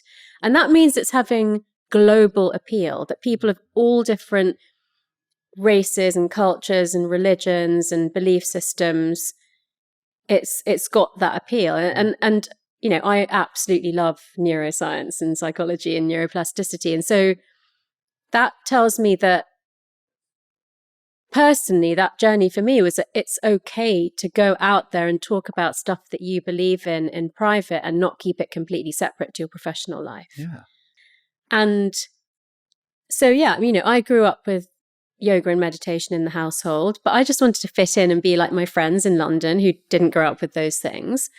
And those things circled back to me later in life. And now it's cool to be into those things anyway. Yeah. So, but they're, both yoga and meditation are forms of mindfulness. So I use that as an umbrella term, like sport. And then under sport, there's all sorts of different sports. And under mindfulness, there's meditation, there's yoga, there's spending time in nature, there's barefoot walking, there's eating mindfully, there's paying attention. Why is mindfulness good for you? I'd love to put that back onto you and say, how could it be good to be mindless? Thoughtless, not paying attention, like. Okay, so the specific scenario I have in mind is, so I walk here every morning. I have a nice half an hour walk by the canal. It's all very nice. This morning, like most mornings, I have an audiobook on at like 3.5 times speed. And I was listening to The Bomb by some author, which is about the history of the nuclear arsenal and how that evolved from the 1960s up till the present day. Because I was just like, I want to learn more about the topic. It's kind of cool. And so I've got this like, if someone were to see that, they would be like, this is the archetypal example of toxic productivity. This guy is a psychopath and a sociopath. He's off his rocker. Like, why the fuck is he listening to a book at 3.5 times speed? Can't even understand what's going on about running like nuclear arms proliferation. And I quite liked it. I was like, I was walking by the canal, I'm listening to this book. I've got like 3 podcast interviews today where I can have cool conversations with people. Like, life is good. But part of me is like, yeah, but what if I took the AirPods out? What if I just kind of enjoyed the walk and walked mindfully and stuff? And I've tried that a few times, and I haven't noticed I don't feel as if like I'm suddenly way more stressed if I'm listening to an audiobook at 3 times speed compared to if I'm not. And so, but I wonder if I'm missing something. That's kind of why I ask. Okay. Yeah. So am I your third person of today? You are, yeah. Okay. So, and I'm using that to assess you because I know that 3 in a day is like the maximum that I can do. And with that third one, I start feeling a bit like, did I ask that question to Tara or did I ask that person, that question to the person that I was with earlier? Because it all starts to like merge into one a little bit. So you feel so alert and engaged that I think you're like definitely in your happy place and good at this and like nothing's detracted from your mental performance. And, you're also at that stage in your life, like your age and where you are with your business, that you want to be absorbing all this information and doing like as much as you can. But maybe it's about just understanding that there is something good in terms of cortisol levels and about spending some time where you're not always doing. Okay, yeah. And I'm guessing, and we'd have to keep in touch to prove that this is true, that as you get older, that might change. So I don't know how old you are, but I'm pretty sure. 28. Okay, so I'm a lot older than you. Wow. Okay. So yeah, when I was 28, I could do. Because of how long I was at university, I was probably a junior doctor when I was 28. I think. How old was I? Around that time, 27, 28. 27. So yeah, I did like weeks of nights on call on a vascular surgery ward, and like got up and went on holiday the next day, and like still socialized and. Yeah, okay, now that I know how young you are, that yes, it's your age. You're able to do all those things. Okay, so is the idea, and I guess for people listening to this, that if someone does notice a deterioration in their mental performance or like, I find myself unable to concentrate, at that point, you're like, okay, let's assess and figure out what you're doing across all these different domains? So I would say that, you're so young and obviously you said that you're very happy. So I'm assuming that like nothing has like seriously affected your health or your mental health or whatever. But I wouldn't say wait till that starts to deteriorate, because one of the things that I really, really felt for myself during the pandemic was how much better off I was because I had been proactive about building up my mental resilience and my mindfulness. So, for example, I have always, as long as I can remember since I was a child, I was taught it as a child, but as an adult, it was such an ingrained habit to eat mindfully. So I always pause before I take my first mouthful. I always give gratitude. I try to not speak when I'm eating. I don't mind if other people do, but I try, and I never, ever watch television or have it on in the background or have my phone anywhere near me when I'm eating. And so what I found in lockdown, where obviously we were forced to be in a way that wasn't natural for us, that we didn't necessarily want. We were also in terrible fear of what could happen to us if we, didn't adhere to these restrictions, that I didn't really have to think about being mindful because I had those 3 meals a day where that was a mindfulness practice for me. I was very fortunate. I was able to spend time in nature. And just the way that I chose to interact with people, because suddenly when you're working from home, I started off sitting at the kitchen table, and that meant that anyone that walked past me thought I wasn't working. So they would just talk to me. And my first response was to feel like, I'm in the middle of an email, like that's a bit annoying. And then I thought, what's more important, this email that I can finish in 5 minutes' time, or that a member of my family wants to talk to me? And so then I would turn and give my full attention and say, yes, I'm really interested in what you have to say. And then, within a few weeks, I'd moved myself out of the kitchen. Excellent. So there were times that I thought, it's not life or death, it's not important. But I became so depressed at one point that we couldn't go on holiday. And I just had, a really down day where I felt really sorry for myself. And I allow myself that from time to time. But I did think if I hadn't done all of the gratitude and journaling and, that kind of stuff before, there were quite a few things that could have dragged me downwards much more than they did. Yeah. So when it comes to yoga, for example, and like yoga and meditation, it seems like, at least from the stuff I've read and the way people describe it, there is something more than just mindfulness going on.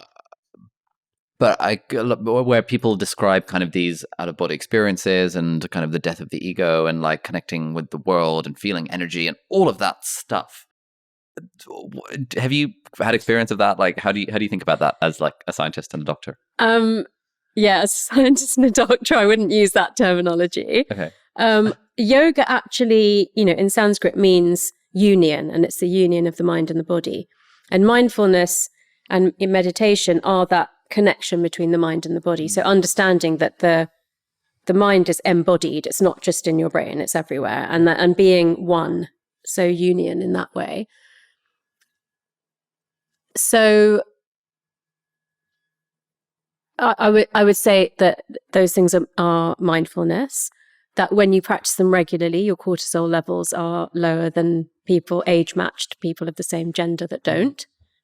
I can't speak to those individual experiences, but that's not phraseology that okay.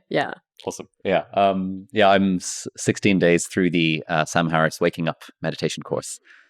I was reading some stuff around non-dual meditation, and sort of this, how people who unlock the ability to experience that and feel like it's really life-changing.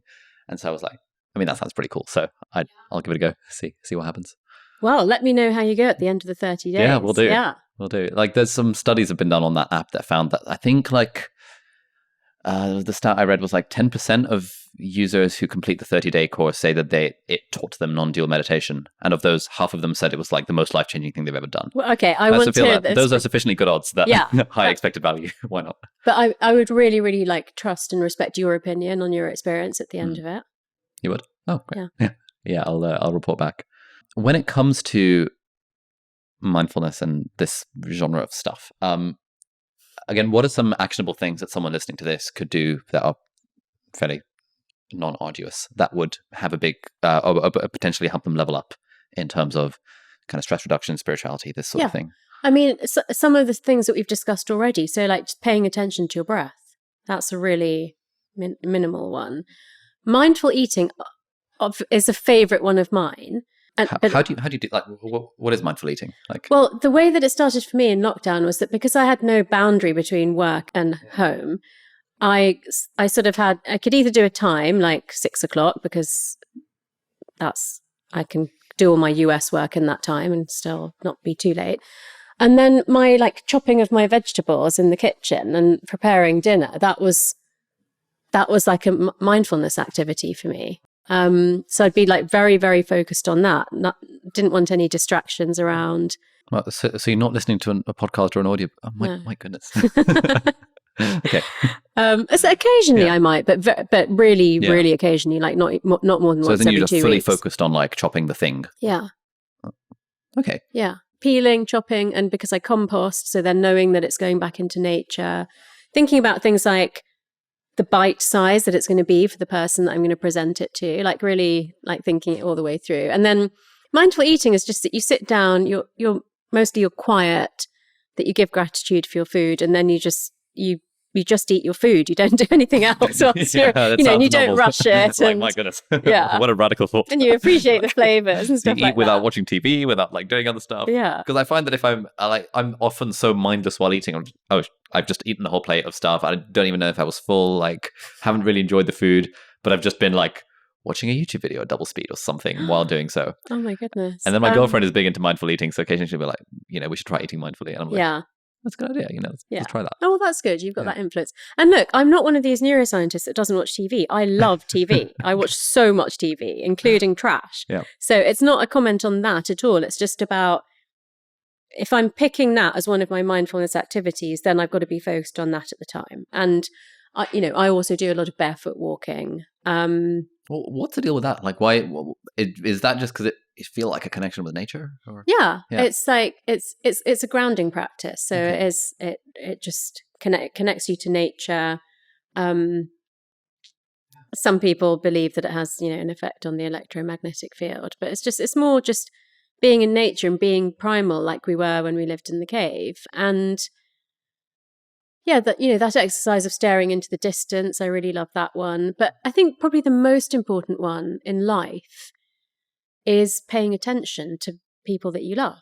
Because you can be half paying attention whilst you're watching a YouTube video on 2.5 times speed, and that's not really love, is it? So I think having that time with people where you're like together, you're giving each other that eye contact, you're like genuinely listening to that person, you're sharing things that they know it's special that you're sharing it with them. And just sharing experiences, but also kind of doing it mindfully. I think reading can be mindfulness. I mean, for me, swimming is like my most mindful activity. So I do like running. I do like my exercise bike, but swimming is the most mindful one for me. Amazing.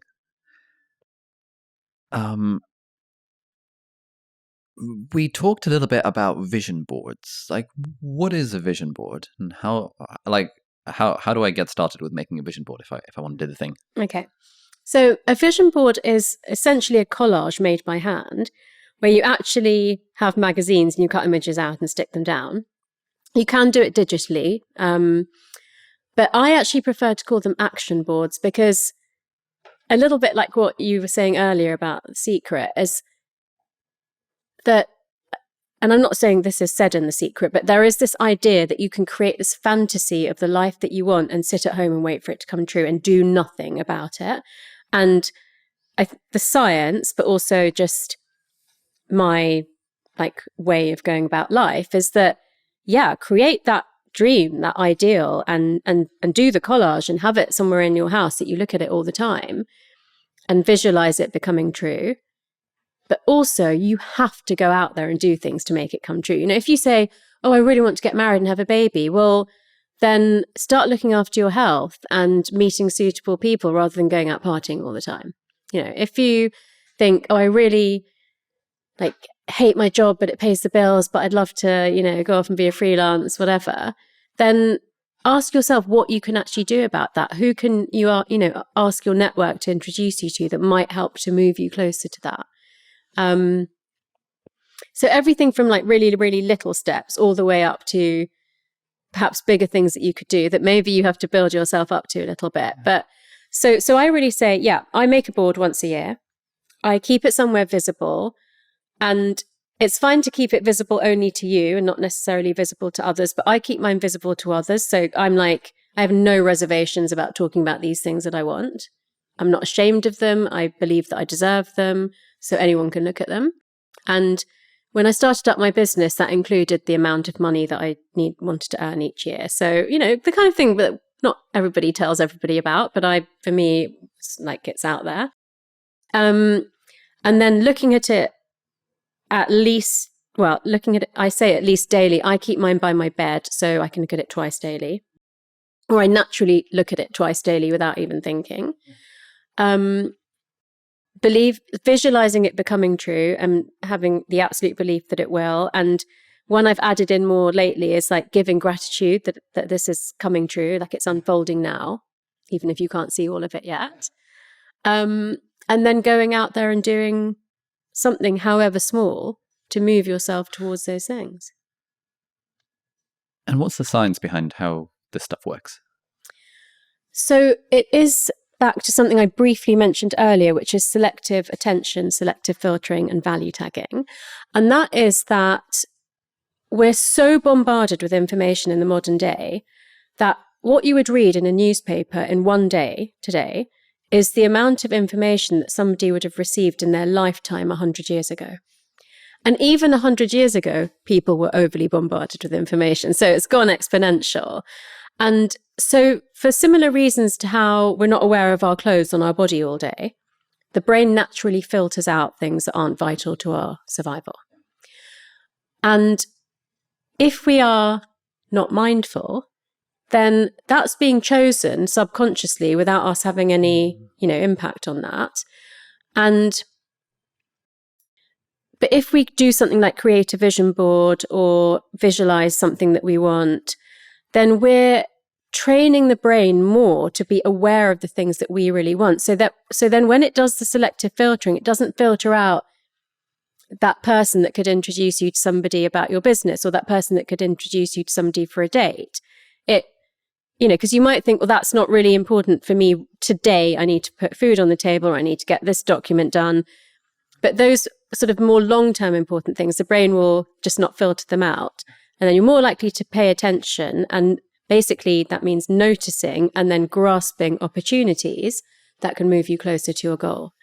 And the value tagging is a system that literally tags in order of importance the things that you want in life. But it's partly logical and partly emotional. So logical will be the very basic fundamental, these are the things I need to survive. And then the emotional will be more like your wishes and your desires, like the innermost things, the longer term things. And often logical trumps emotional. So you have to move that balance and keep reminding yourself, these are the things that I really want. And then your brain adapts to you rather than you just being kind of not the kind of driver of the journey. Okay, yeah. So I remember this was one of the things that most struck me when I was listening to the audiobook of your book while doing this canal walks, actually, where I was thinking, okay, I'm going to make a vision board. And then I found some online whiteboardy software thingy and posted up a photo of Zac Efron with 6-pack abs on it. I was like, cool, that's body goals. And then I just never looked at it because it was never a thing that I would look at. But since I've started bullet journaling recently, this is now a thing that I look at every day, where I've got my goals and things that I was, I did have try and do a stand-up comedy thing on my list of goals. And so yesterday I was interviewing someone who's done stand-up comedy, and I remembered that. Oh, yes. I was like, hey, do you want to do a YouTube collab where you help me do a stand-up comedy set? And he was like, yeah, sure. And I think I wrote that goal like 2 months ago, and had I not looked at it, I would have forgotten that was even a thing that I wanted to do, because I was so focused on let's make this podcast good. Let's every other thing that got in the way. So I love the idea of having a physical board where I can stick stuff on it and actually just shove it on my bedside so I can look at it twice a day. And I feel like that would almost certainly have benefits. How do you do it? Do you divide life into 8 different areas and do it like that, or what's your kind of actual process for this? So you can do it like that. You can have it like travel, work, home, love, health, whatever. But you don't have to. But I pay more attention to. I do tend to group things. And I like to leave some space because I am not arrogant enough to think that I can think of all of the most amazing things that could ever happen for me. So I like to leave a bit of space for magic. I do choose which sections touch each other and which sections don't. So things like home and life, they have to be in balance. But, some things like my own personal fitness goals don't necessarily have to be completely connected to those two things. And I think positioning is important. So things like, and it's just what it means to you, things that are at the top could be that's top priority. Things at the bottom could be that's foundational. It just kind of depends. But I think it's good to be intentional about that. Yeah. How big a canvas do you use? I don't use a massive one. I use a that kind of half the size of that. Oh, okay. Yeah. And then do you get print off images? No, but I've had a bigger one than that as well. In lockdown, I did a really big one. Nice. Yeah. And do you print things off or do you buy some magazines and cut things out? No, so the reason I wanted to come back to this, because you said you did a whiteboardy thing, is the reason I do magazines is that if you print stuff off, that means you are limiting yourself to what you can think of. Because you've got to go and search for it. When you look through magazines, you'll find images that you're drawn to and you need to work out why. Or so, I try not to use words that much, but sometimes there's a phrase that really just captures what you want. And so it is good, maybe if you're very sure about some things, sure, look them up and print them off. But do go through some magazines because then you might see something that you didn't expect. Oh, that sounds great. I'm just imagining this would actually make for an interesting video as well. Starting I tried a vision board for 30 days, starting with the science of manifesting and how that works. And then being all right, let's go out to the shops. You might have to try it for longer than 30 days. Yeah. So that I do them annually. No, I'm just thinking if I want to do it this year rather than in January. Then, Well, you need to do it before January. So it's fully set up for January. Oh, nice. That's a good shout, actually. Yeah. And it doesn't even have to be January. September's back to school. Yeah, and, that kind of vibe. Yeah. Okay, cool. I'm sold. When's your birthday? May. Okay, so that's another time you can do it. Yeah, that's a great shout. Okay, I'm sold. Vision boarding. Here we come. Buy some magazines, cut some things out. I've really started to like the analogness of stuff since starting the bullet journal thing and getting a Polaroid camera. And there's just something nice about sweet. Flexing that old secondary school muscle, just highlighting things and making stuff look pretty, and the tactile nature of it. There is something in an otherwise very sort of online digital type life. Well, that's actually part of my process as well, which is that when you do a vision board, it's color, it's tactile. It's not just, it's different to writing a list. So it is stimulating your other senses. What sort of stuff have you had on the vision board in the past that's kind of come true? Come true. I guess sounds weird to say, but yeah. True. So I've had a lot of things. One of them was in the first year of my business, thinking about how much money I wanted to earn and working out how much I needed to live. And then a friend challenging me and saying, well, that's not really very vision board. You should double it. And I said, but that's absolutely not realistic for this, first year. But I did. I found the number that was double and I liked it and I put it on there. And sure enough, so I was like, okay, well, I could double this again. And so I did doubling for quite a few years. And then eventually it plateaued because it got I'd have no more hours in the day. Yeah. And when I was buying my first flat after I got divorced, I found a picture of a kitchen and a bathroom that I liked, and they were on my vision board. And I liked the kitchen, but it had one orange wall, and I didn't like the orange wall, but I liked everything else about the kitchen. And the bathroom, I liked everything about it, but it had a wooden loo seat, which I didn't like either, but I liked everything else. And the first flat that I bought, the kitchen had an orange wall, which my ex-husband then painted white for me. And it had a wooden seat, which I also changed. Nice. And then lots of specific travel places I wanted to go to, lots of business goals, writing the book, had an old fashioned typewriter on my vision board one year. And then in 2015, I realized, I'd been divorced for quite a long time.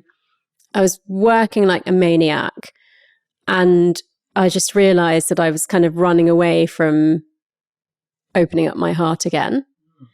So for the year of 2014, it was all travel and business, and I put a tiny heart on it, and nothing happened. So at the end of 2015, I thought, okay, if I really believe in this vision board stuff, I should open myself up to doing it for love as well as like work and travel. And I found a picture of like a prominent engagement ring in a newspaper. And I put that on the top left because left is like left hand and heart and everything. And then I found this phrase, and like I said, I don't normally use phrases, but it said joy comes out of the blue. And it just really, really spoke to me. I can't tell you why. And I put that top center. And then I had some housey stuff, and I had a rhino and a tiger because I was interested in conservation. Trying to think what else was on it. Those are the main things. And so I made that in December 2015. On the February 2016, so like a month and a bit later, I met the person that I was going to marry on a plane. So that's joy comes out of the blue because we met in the sky. And 3 months later, we were together. 6 months after that, we were engaged. A year later, we got married. And we didn't ask for gifts. We chose charities, and I chose a conservation charity. And the housey stuff that I'd put on there looked exactly like the house that we then renovated. I mean, that vision board stays by my bed because it's a reminder that that's how specific you can be and like how things can come true. And it's really incredible. And since then, it's been more back to like work stuff and travel. Yeah. That's really cool. So someone a bit skeptical listening to this might be like, okay, come on, you've been vision boarding for 10 years. Let's say you've got 20 items in a vision board. That's 200 items worth of stuff. Like almost by chance, some of them are bound to come true. And then you're going to tell yourself a story that, oh, these things came true and therefore ... And I think it's similar to the skeptic attitude towards like, oh, I was thinking about this person and they rang. It's like, well, you probably think about 20 people a day and they don't ring, but the one that works is the one that you remember. How do you think about like that versus that kind of response to vision boardy manifesty type stuff, which I've come across on the internet? Yeah. So, I mean, there is such a thing as confirmation bias, which is obviously that when something gets proven right, that we take that as evidence that we were right. And when something doesn't get proven right, we forget about it. There is that. I'm not going to deny that. But I personally, and I have so many messages from people who've read my book and listened to me on podcasts, have been so specific about the things that I've asked for. And if I look at the ratio of the things that I put on my board that have come true, some of them have taken longer, some of them haven't come true yet. It's an impressive statistic. If it was going to be random, it's way more than random. So, and it really comes back to the fact that it must be true that if you know what you want and you put your mind to it and you take steps towards achieving it, it's more likely to happen. And so with these sort of ideas that, well, it could be just that you're noticing it because of confirmation bias, or it could be that you were lucky, or it could be that you've got more opportunities in life or whatever. All of those things could be true, but you could also make your life better and get more things in your life that you want if you were just open to these things. Absolutely. I love it. Final thing I'd like to ask you about, if you're open to it, and we can absolutely cut this if you're not. So, and I'm asking for selfish reasons. Any lessons like that you're taking away from marriage number 1 that you're applying to marriage number 2 that could abstract to other, like relationship advice for other people? Yeah, I don't know. I mean, in general, I would say that my journey between marriages was when I got divorced when I changed career.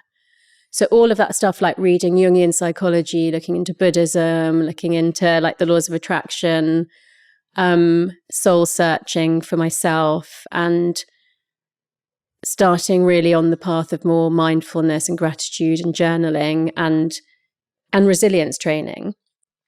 All of those helped me to become the person that I was by the time I got married again. And it was 9 years between marriages, so quite a long time. And obviously my career had completely changed.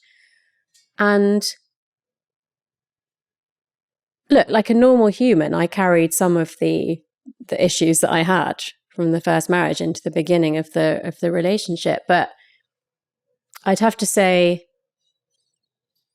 obviously I was more mature and I knew more. But really, one of the biggest thing I learned was that even though I'm a doctor and I've got a PhD in neuroscience and I've done a lot of personal development, I just met someone that was so lovely and amazing and kind and generous and tolerant of all my little bad habits and stuff. It was just easy. I was lucky. Yeah. It may not have worked out like that, but yeah, because people often say that, like, oh, it's, marriages are hard and it's the effort you put into it and stuff. And then some people are like, well, if you find the right person, it doesn't feel like effort. Yeah. It sounds like you're more in the second camp. Well, I think, I'm probably not giving myself enough credit for all the personal development that I did, but I also met somebody very compatible. So yeah, it didn't take that much effort. And also my first husband is still like an incredible person as well. So we were just young. Yeah. Exactly. Well, Tara, thank you so much. This has been wonderful. Any final asks that you have for the audience who might be watching or listening to this? Well, it would be lovely if they follow me on Instagram at Dr. Tara Swart, and if they were interested in reading my book. But they can also listen to me on podcasts. And I actually have my own podcast launching called Reinvent Yourself with Dr. Tara, which is about neuroplasticity, and it's stories of people's life changes. So if they'd like to listen to that too, that would be amazing. Fantastic. And we'll put links to all of those things in the show notes and the video description. And of course, a link to Heights, which is a supplement that you work with, I'm an investor in, and both of us take on the daily. So Tara, thank you so much. Thank you. All right, so that's it for this week's episode of Deep Dive. Thank you so much for watching or listening. All the links and resources that we mentioned in the podcast are going to be linked down in the video description or in the show notes, depending on where you're watching or listening to this. If you're listening to this on a podcast platform, then do please leave us a review on the iTunes store. It really helps other people discover the podcast. Or if you're watching this in full HD or 4K on YouTube, then you can leave a comment down below and ask any questions or any insights or any thoughts about the episode. That would be awesome. And if you enjoyed this episode, you might like to check out this episode here as well, which links in with some of the stuff that we talked about in the episode. So thanks for watching. Do hit the subscribe button if you aren't already, and I'll see you next time. Bye-bye.